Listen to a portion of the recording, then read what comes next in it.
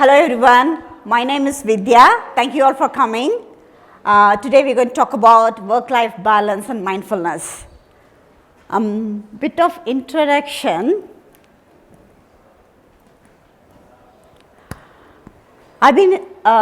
First of all, they often ask me how to pronounce my name. I refer to the popular company which is called Vidhya. So if they remember that name, then they can remember me. So I'm in the technology for the last 2 decades, and I'm also an entrepreneur.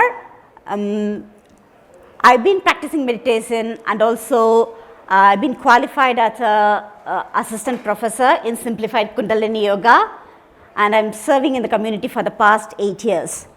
Right now, I'm focusing on the Salesforce and also the artificial intelligence.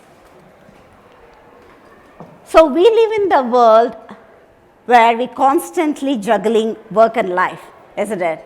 We always have too many things to do, and we are struggling to find time for us and also for our loved ones. So this results in physical and emotional exhaustion, right? And we feel like there is lack of accomplishment, and that affects our nervous system, where the fight or flight hormone kicks in, the cortisol. This mechanism we used in the past when running away from the predators, but now even we use the same mechanism for replying our work emails or delivering projects. And another challenge we face is the wandering mind. Our mind is always wandering 50% of the time. When we are at work, we think about home and vice versa. And wandering mind is like the unhappy mind, and it also affects our productivity. Yeah? So technology is good, but it has made us very distracted, and social media, which is very addictive as well, you all agree, right? So our body and mind cannot handle this speed and also the constant information. And right now we all work for a global company, right? That means we always constantly have to be in the meetings, and we are struggling with our time.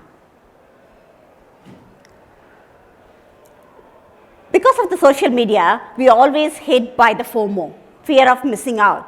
So we are constantly checking our social media to keep up with everything, right? And when you see something in the social media, we always compare our life with others, right? And this is creating and affecting our physical and mental well-being. And remember, people only share their success in the social media, not the disappointments or failures. Okay? So when we are working for a global company, we have constant meetings, and working from home make it worse. We are literally 2 minutes away from our replying to work email or just finishing the project. So this is constantly creating a burnout for you and also the family, right? And to create a work-life balance, we had to make sure and choose your career based on how much time you would be able to spend for work and also for your life, right? And you had to set up a clear boundary, how much time you want to spend for work and also for your family. And also for the social media, because that is taking so much of time. So set a clear boundary for work, home, and social media on all devices. And make sure you communicate that to the people at work or home, so they know when to expect you, right? So when they know that you're not available, then they won't reach you or you won't burn out. The another technique we can use to create a harmony between your work and life is through mindfulness. Mindfulness is the awareness of being present in the current present scenario and being present in whatever you are doing. So similar, when we go for a walk, we have to just make sure we're just focusing only on the walk, not on all the to-do lists we have. And to practice mindfulness, you don't have to go to or you like a retreat, for silent retreat, or you don't have to be a yogi. The mindfulness can be practiced by anyone. Can you show of hands how many of you reach out to your phone first thing in the morning? Show of hands? Don't worry, you're not the only ones. 70% of world population, they go and reach out to their phone first thing in the morning. Yeah? So instead, you start and end the day for yourself. When I say start the day without touching the phone, first thing in the morning, you're going to practice the body scan meditation. I'm going to explain more in a bit so we can also practice. So you're going to lie down in the bed and you're going to practice the body scan meditation. And the next thing you're going to do is gratitude. Gratitude is being thankful for the things you already have. Either it could be a family, you're glad you have a work to go to, and even the circumstances like transportation, the environment, we get clean water, clean air, so we should be thankful for.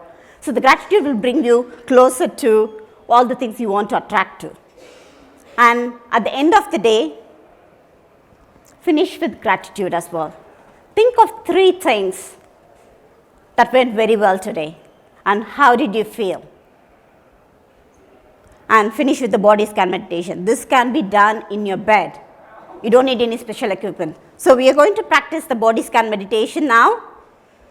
At home you can do it in the bed. Now you're going to focus like sitting in the chair and you just follow what I'm saying. We are just literally going to focus on each part of your body and then exhale and relax. Yeah? Sit straight keeping your spine straight.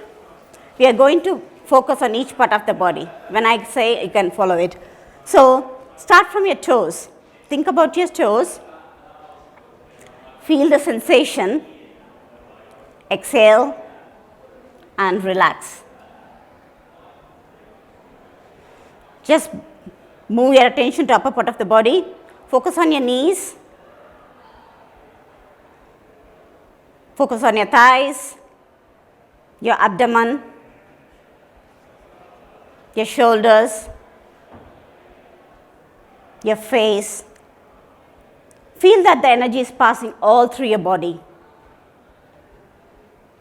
Relax.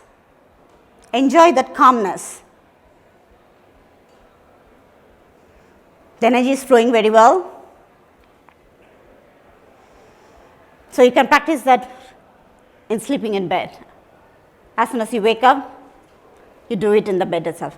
So this is something you can practice in the morning and the last thing in the evening as well. It makes you relax and prepare for the day.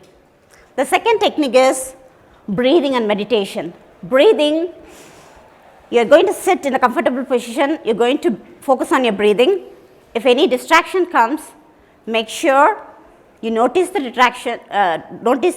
distraction and focus back on your breathing again. So we don't have time to do this, but you can practice this. Just focus on the breathing, and you can literally do for 5 minutes or whatever time you have. This is another technique which is very helpful. Even for 1 minute, if you do, it's going to be beneficial. And the third thing is 5, 4, 3, 2, 1, which is 5 things you see, feel, hear, you can smell and taste. The other mindful techniques these you can follow in your daily activities as well. And these are the benefits of being mindful all through the day. It improves your ability to focus and also boosts your creativity. And finally, it's also release your anxiety and stress. So following all this, I hope you can take a moment to enjoy whatever you're doing, which will help you to have a positive life and relief from the stress and depression. Okay? Thank you so much for listening. If you have any questions, I'm happy to take maybe one question or two. Yeah? Just curious, when you do the body scan, why do you start from the bottom and go up rather than the other way? It's better to start from here and finish in here, because all the chakras and everything are based here. So it's better to finish, start from the beginning. Anything else? As humans, we are equipped with lots of emotions. We primarily focus on happiness. That's what we are after. But by default, there are emotions we must experience. Either way. Sometimes we try to avoid sadness, envy. My question is, how can I define these emotions, and how can I live and experience these emotions in a hygienic, productive way? What's the definition of experiencing these emotions in hygienic, productive way? Productively, mindfulness is about experiencing any emotion. It could be happiness, it could be sad. When you keep practicing, you will enjoy each emotion. I know being sad is not good, but it will help us to even pass through that. How you enjoy the happiness is going to be, even you're sad, or it will help us. Mostly the envy these days, since you mentioned social media, people post Yeah. the best moment, and then we have this annoying feeling, envy. At Yeah. the end of the day, we blame ourselves and we compare. When you start doing all this meditation, and the mindfulness will give you compassion as well. So that will help you to look in the different way. My time is coming. So, yeah. Thank you so much. Thank you so much for it. I'm happy to take any questions later. Flowsome is an all-in-one DevSecOps security automation and data management solution for Salesforce that will help you regain full control of your Salesforce instance. With Flowsome, secure and accelerate your entire development lifecycle. Keep control of your data with data backup, recovery, archival, seeding, and more. And maintain cybersecurity posture while bringing governance to your platforms with an adaptive framework. Check out Flowsome on the Salesforce App Exchange to learn more, or visit flowsome.com.